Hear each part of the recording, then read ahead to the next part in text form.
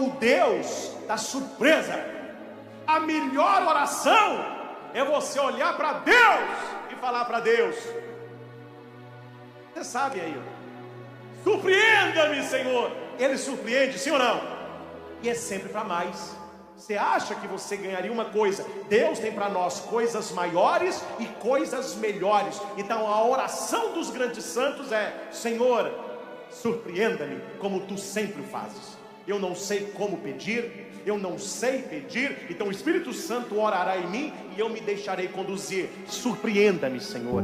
Meus caros irmãos e irmãs aqui no santuário, você que nos acompanha de casa e você que vai ouvir esta pregação depois que ela já aconteceu.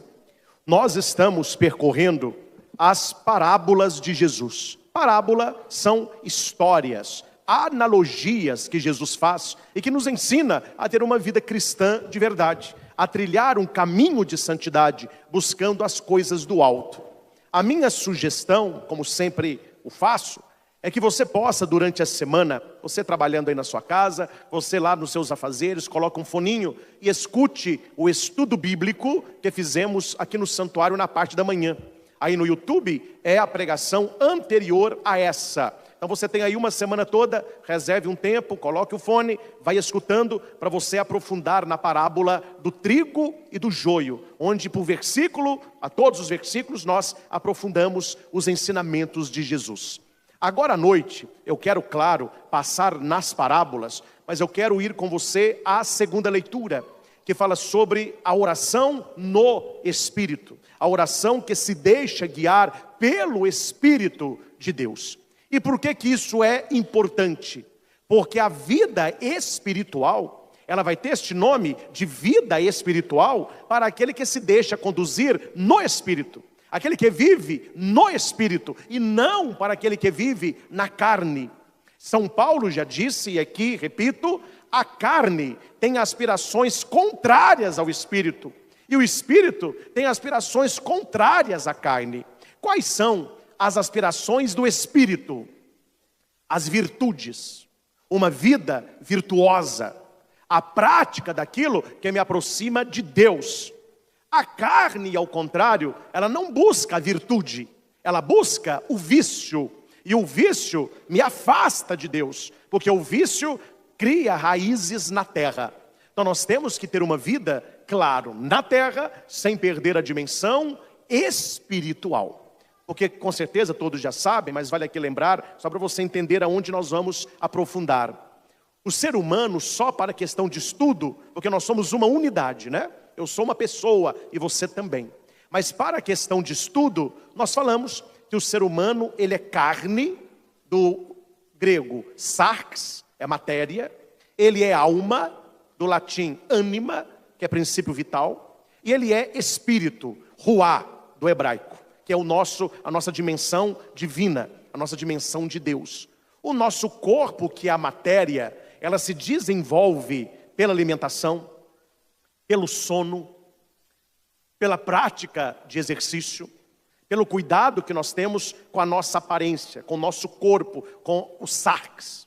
A nossa alma, que equivale à mente, ao emocional, à psique, nós vamos crescer na nossa inteligência, na nossa capacidade mental, emocional, com boas leituras, boas companhias, aquilo que nós assistimos, lugares de descanso, contato com a natureza, estar com as pessoas que nós amamos, autoconhecimento, sorrir mais, isso tudo vai nos tornar pessoas com a mente mais equilibrada, com o emocional mais equilibrado. E nós temos a dimensão espiritual, que é o ruá, que é o nosso contato com Deus, é a nossa dimensão de Deus, é Deus em nós, é a graça de Deus. E como que eu aumento, e como que eu aprofundo, como que eu tomo posse da minha dimensão espiritual?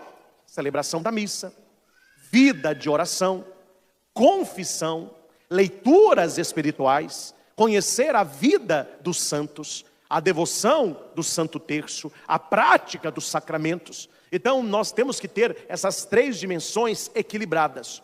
Qual é a mais importante das três? As três, não haveria.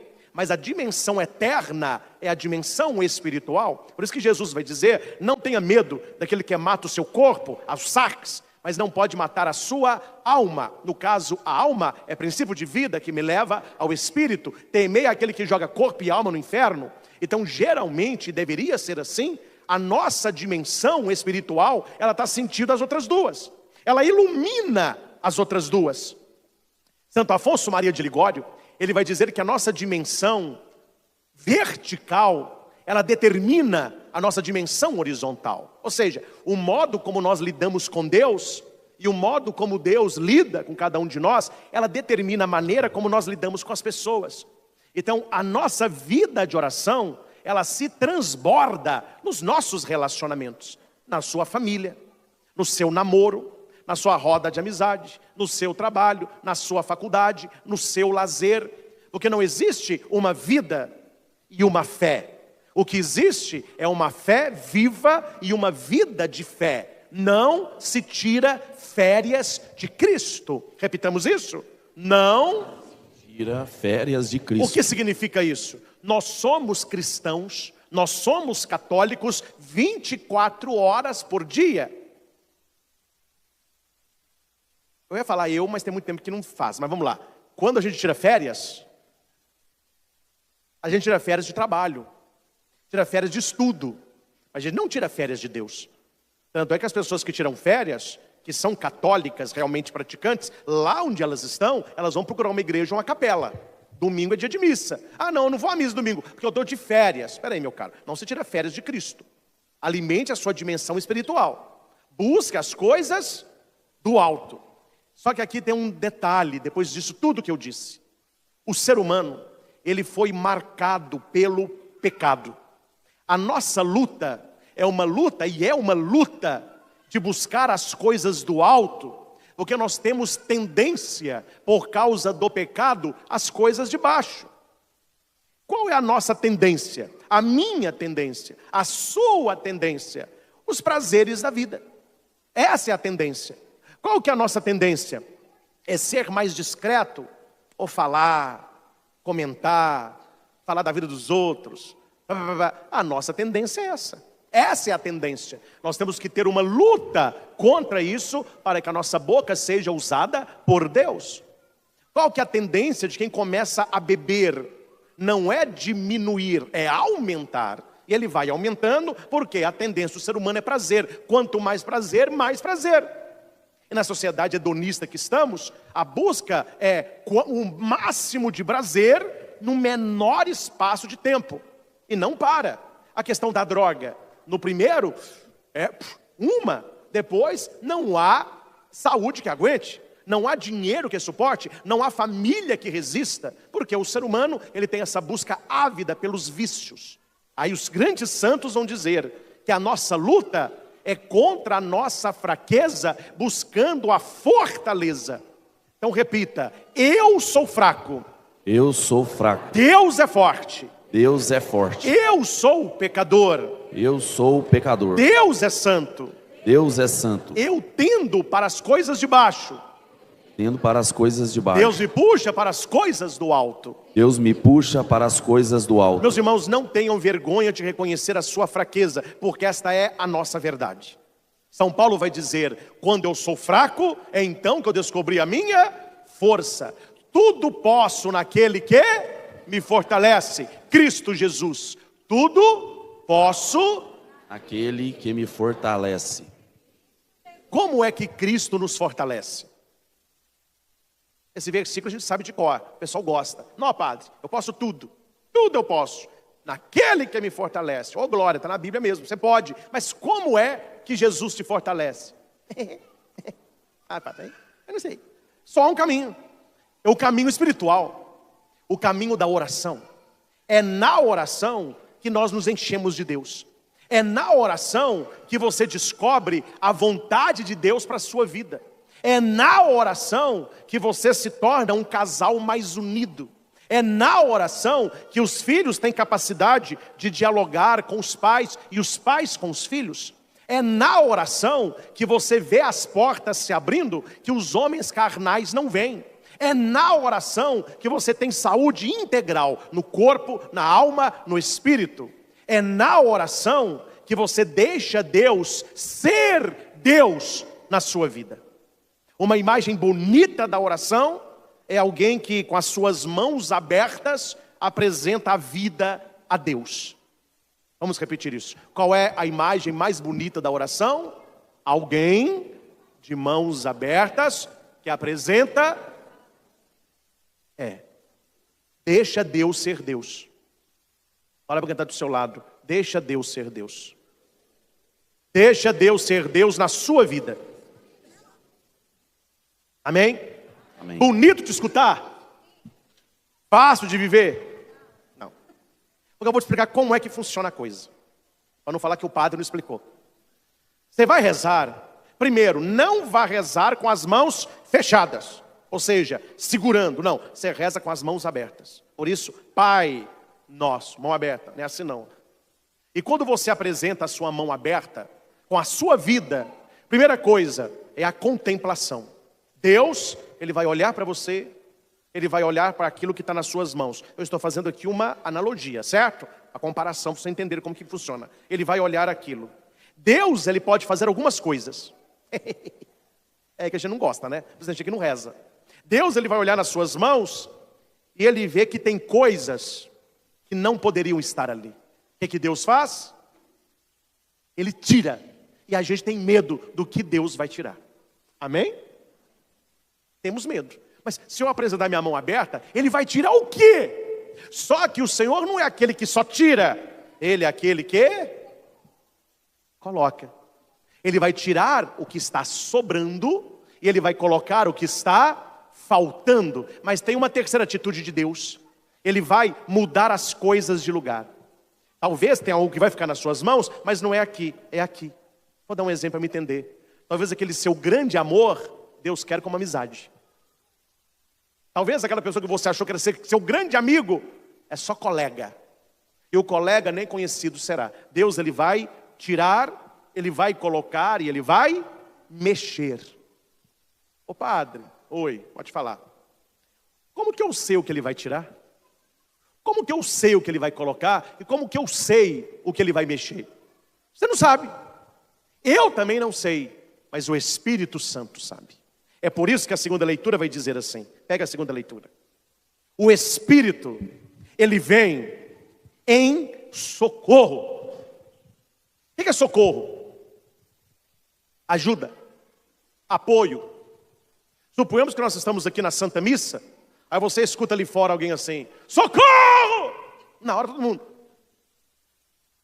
Ao contrário, se tivesse um jogo de futebol agora e alguém gritasse na rua: gol! Todo mundo, o cara está preocupado com bola, né? Rezar, reza. O socorro é um pedido de...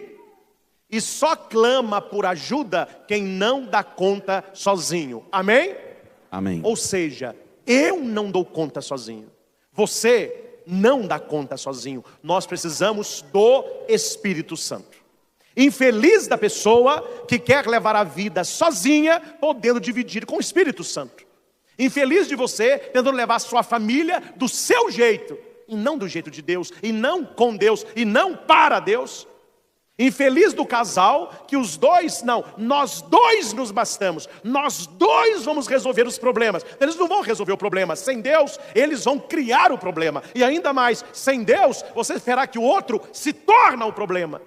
Então não queira levar o casamento sozinho, sendo que você tem a ajuda do Espírito Santo. Isso vale para trabalho, para estudo, para namoro, para noivado, para projeto, para sonho. Para que levar a vida sozinho, se você pode clamar a ajuda de Deus? E o Espírito vem em socorro, ou seja, Deus quer ajudar você. Você sabia disso, sim ou não?